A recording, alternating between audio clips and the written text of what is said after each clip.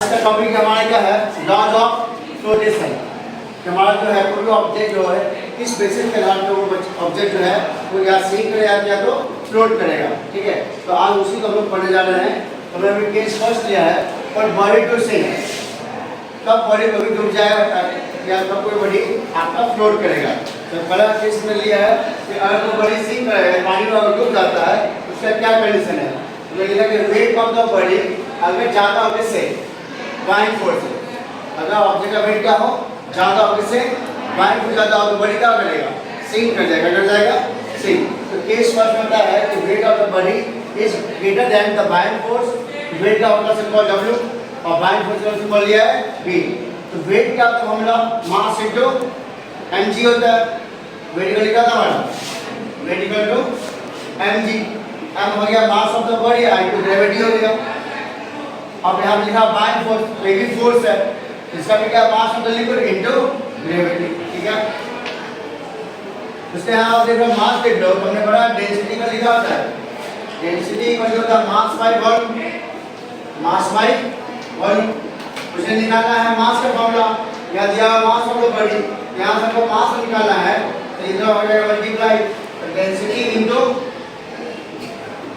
Volume equal to mass. हमने इसी mass को हटा के हमने लिखा है volume of the body into density. ठीक है, इसका जो फॉर्मूला है density equal to mass by volume. अब मुझे निकालना है मास, क्या रहेगा वॉल्यूम इनटू डेंसिटी। ठीक है, तो यहाँ से इसको हटा के कर दिया वॉल्यूम इनटू डेंसिटी। आया समझ में? हाँ, पहला हमने क्या लिखा है, ऑब्जेक्ट का वेट क्या है, क्योंकि जो ऑब्जेक्ट हमारे ये है इसका वेट है, कहाँ नाम काम कर रहा है नॉर्मल का, तो इसका वेट क्या जाएगा mg, क्या जाएगा mg। हमने वही लिखा है कि m इंटू जी है, और ये जो लिक्विड को डिस्प्लेस करेगा वही लिखा मास of the liquid, mass of the इसमें इस पानी में डाल लेंगे तो उसका पानी को डिस्प्लेस करेगा, उसका उस लिक्विड का मास इनटू ग्रेविटी। इतना आपस क्या है इसका, लेकिन इसका जो वेट है इससे ज़्यादा है। अब इसमें जो बॉडी का मास है वो फॉर्मूला होता है डेंसिटी का, मास बाय वॉल्यूम। यहाँ से निकालना मास का फॉर्मूला, तो मास क्या जाएगा डेंसिटी इनटू वॉल्यूम। तो मैं वही लिख दिया डेंसिटी इनटू। ठीक है, यहाँ पे सेम चीज इसका भी चेंज करेंगे, मास को चेंज करेंगे इसमें वॉल्यूम को फॉर्म है, वॉल्यूम इनटू डेंसिटी। अब यहाँ पर दोनों का देखो, जो वॉल्यूम है दोनों वॉल्यूम क्या होगा, सेम होगा, क्योंकि पानी को डिस्प्लेस किसी ऑब्जेक्ट ने किया है, इसी ऑब्जेक्ट डिस्प्लेस किया है। तो दोनों का जो है वॉल्यूम ऑफ द बॉडी भी लिखा हमने यहाँ पे, और यहाँ पे जो volume of the liquid displace है तो वो जो volume of the liquid displace होगा वो भी इसी वॉल्यूम के अकॉर्डिंग डिस्प्लेस होगा, उसका भी सिंबल क्या लिखा हमने ये। लेकिन दोनों का डेंसिटी क्या है, अलग अलग। ठीक है, तो v भी कट जाएगा, यहाँ क्या बचेगा d1 is greater then d2। तो d1 का मतलब होगा डेंसिटी, उस ऑब्जेक्ट का डेंसिटी, और d2 क्या हो गया उस लिक्विड का डेंसिटी। क्या लिखा हुआ है, density of the body is greater than the density of the liquid. यदि अगर किसी ऑब्जेक्ट का डेंसिटी का पानी से ज़्यादा है, उस लिक्विड से ज़्यादा बड़ा होगा तो वो ऑब्जेक्ट क्या करेगा, सिंक कर जाएगा, कर जाएगा। और लिखा है कंक्लूजन, इसके बाद बताया कि the density of the solid body, यदि कोई भी सॉलिड बॉडी का डेंसिटी क्या हो, डेंसिटी ऑफ द लिक्विड से क्या हो ज़्यादा अगर होगा तो ऑब्जेक्ट क्या करेगा, पानी में डूब जाएगा। और यहाँ पे दिया है, जैसे हम एग्जाम्पल्स लेंगे, जैसे हमारे मेरे पास बहुत सारे ऑब्जेक्ट रखा हुआ है, जैसे एक है आयरन रे। ठीक है, इस हमने यहाँ लिखा है, अगर इसको हम पानी में डालें लिखा होगा, आप देख सकते हो पानी में डालेंगे तो लिखा होगा ये और लिखा होगा ये डूब गया। यहाँ लिखा हुआ है डेंसिटी ऑफ जो आयरन होता है वो क्या होता है, पानी की डेंसिटी क्या होता है, ज़्यादा होता है। और हम लोग केस फर्स्ट में मुझे साहिल आपको हेल्प करेंगे फॉर द एक्टिविटी कि कोई ऑब्जेक्ट कब पानी में डूबेगा और पानी में नहीं डूबेगा। तो केस फर्स्ट ग्रुप में स्टडी करेंगे। आइए साहिल।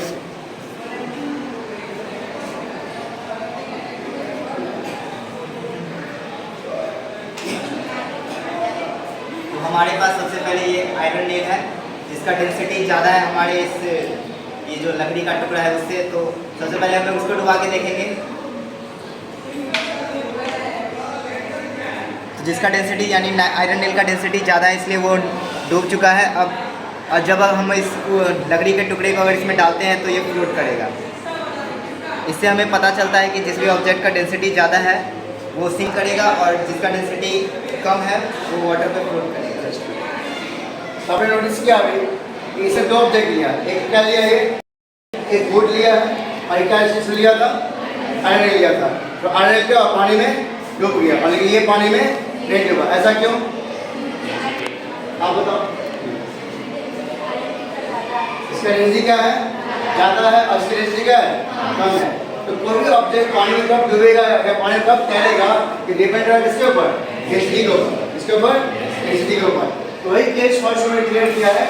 अगर हम किसी ऑब्जेक्ट का वेट ज़्यादा होगा, ठीक है, तो क्या करेगा वो पानी में डूब जाएगा। बायन फोर्स से अगर उसका वेट ज़्यादा होगा तो पानी में डूबेगा। अब केस सेकंड है, अगर wait of the object, wait of the object और बायन फोर्स अगर सेम हो तो ऑब्जेक्ट क्या करेगा, पानी में तैरेगा कि डूबेगा? अगर बायन फोर्स सेम हो और ऑब्जेक्ट का वेट भी सेम हो क्या होगा, तो वो ऑब्जेक्ट फ्लोट करेगा। तो फ्लोट करने का कंडीशन एक ही है, जब दोनों क्या हो, दोनों का बायन फोर्स और उसका वेट क्या हो, सेम हो। इट मींस दोनों का डेंसिटी कहाँ चाहिए, सेम होना चाहिए या डेंसिटी कम होना चाहिए। दो ही केस में फ्लोट कर सकता है ऑब्जेक्ट। दो ही केस में ऑब्जेक्ट क्या करता है, फ्लोट करता है। पहला केस क्या है, या उसका डेंसिटी पानी से कम हो, उस लिक्विड से कम हो, और सेकेंड या सेम। और थर्ड क्या है, यदि उसकी डेंसिटी क्या है, लिक्विड से ज़्यादा हो जाएगा वो। तो यहाँ हो गया तीन केस, तीनों केस समझ में आया। तो एक एक्टिविटी हमें सर्च कर लें, तो इसका डेंसिटी क्या है, कम है, तो क्या करें, पानी में ये तैर रहा है। इसकी डेंसिटी क्या है पानी से, ये पानी क्या हो गया, डूब गया। अब एक और एक्टिविटी देख रहे थे, और एक ये एक्टिविटी है कि जो भी हमारा मतलब बायन फोर्स है वो वॉल्यूम पे डिपेंड करता है, ठीक है। तो हम लोग बायन फोर्स का डेफिनेशन जानते हैं कि buoyant force is defined as the displaced volume of the fluid by the object. यानी जितना इस ऑब्जेक्ट के द्वारा इसके वॉल्यूम को, वाटर के वॉल्यूम को डिस्प्लेस किया गया है, उतना इसका बायन फोर्स होगा। तो अब ये हमारे पास दो पत्थर है, जिसमें से एक का वॉल्यूम कम है और एक का वॉल्यूम ज़्यादा है। और अगर हम लोग इसको पानी में डालेंगे तो ये कम पानी डिस्प्लेस करेगा, इसका मतलब है कि इस पर बायन फोर्स कम लगेगा।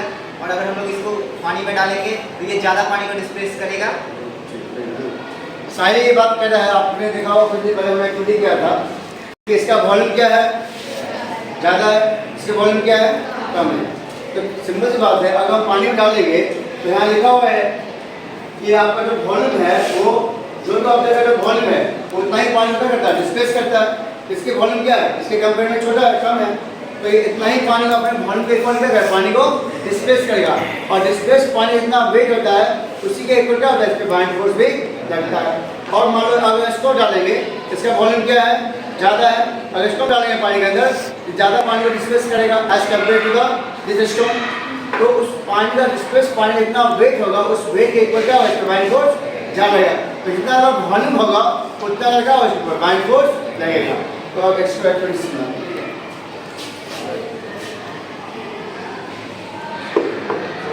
ये हमारे पास एक पानी से भरा हुआ ग्लास है, इसमें सबसे पहले हम छोटे वाले पत्थर को डाल के देखेंगे।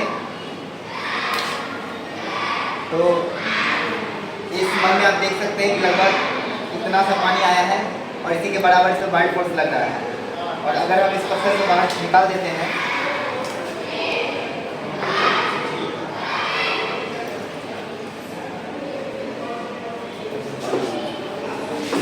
हमारे पास ये दूसरा पत्थर है जिसका वॉल्यूम ज़्यादा है, इसको वापस से इस पानी में डाल के देखेंगे।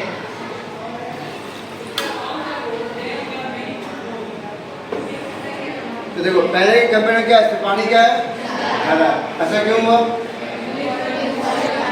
ऐसा क्यों हुआ, क्योंकि क्या वॉल्यूम क्या है, तो इसका मतलब इसमें बायन फोर्स क्या होगा, ज़्यादा लगेगा। और बायन फोर्स कितने को लगेगा, जितना लिक्विड डिस्प्लेस है, इस लिक्विड इतना वेट होगा, उस वेट के ऊपर क्या लगेगा, इस पे बायन फोर्स लगेगा। ठीक है, अब हमको समझा कि बायन फोर्स किसके स्ट्रक्चर पे डिपेंड करता है। अब हमने एक टॉपिक पढ़ा था कि बायन फोर्स डिपेंड करता है दो फैक्टर पे। कौन सा फैक्टर याद है, कौन सा फैक्टर, पहला क्या था, डेंसिटी ऑफ द लिक्विड, और दूसरा वॉल्यूम ऑफ द ऑब्जेक्ट। तो अभी हम डिस्कस करें वॉल्यूम ऑफ द ऑब्जेक्ट पे, किस पे, अभी हमने देखा था इसका स्टोन का, अब हम लोग देख रहे हैं नाव के अकॉर्डिंग। इसके अकॉर्डिंग हमने बताया था नाव का जो वेट लेवल है हमारे तो है। अभी हमने अभी डिस्कस कर रहे हैं कि इस नाव को हम पानी में डालेंगे तो क्या अभी नाव डूबेगा, नहीं डूबेगा। तो आपको बहुत सारे स्टोन रखा हुआ है, और हम ये दिखाएंगे कि स्टोन का जैसे जैसे इसका वेट बढ़ता जाएगा, ठीक है, और पानी में धीरे इसका सिंक करेगा, और एक टाइम ऐसा आएगा कि क्या हुआ, आफ्टर सम टाइम ये डूब भी सकता है, ठीक है। चलो अभी तो तैयार है। अभी क्या एक एक वेट बनाओ, एक वेट बनाओ, आपको दिखाना है कि वेट, अभी देखो पानी में इसका लेवल बढ़ रहा है, ठीक है आपको, ठीक। अब दो थोड़ा सा वेट एक देना पड़ेगा, ठीक है। ये पानी बढ़ जाएगा, अब क्या हुआ, ये हमारी क्या टर्निंग है, डूब गए, और साथ में हम लोग भी डूब गए। इसके लिए कर सकते हैं,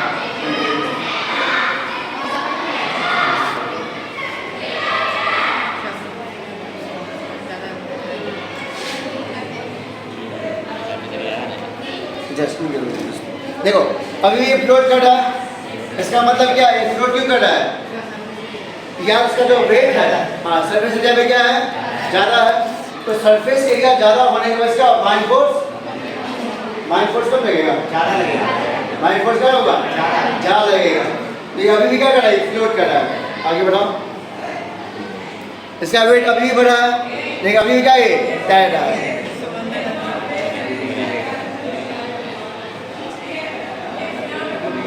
अभी भी ये तैर रहा है।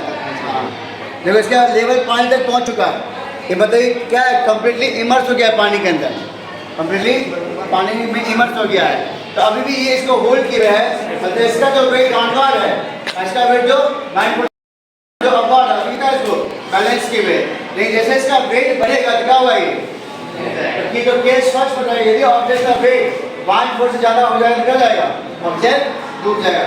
अब डाल के देखो, अब लास्ट हमारे पास क्या है, नहीं कुछ और डाल के देखो, बहुत भारी हो जाएगा, इसमें से निकाल लीजिए, कुछ और है आपके पास ऑब्जेक्ट है,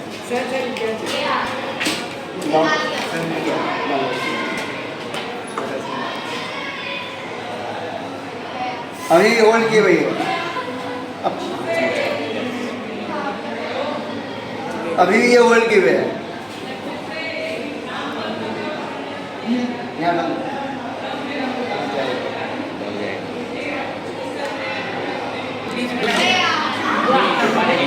अभी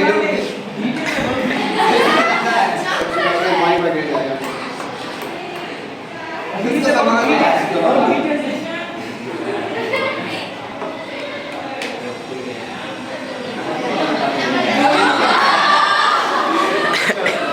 आज क्या सबको समझ में आया, सबको समझ में आया, अभी हमने केस फर्स्ट लिया है, केस सेकंड हम कल डिस्कस करते हैं। Thank you everyone.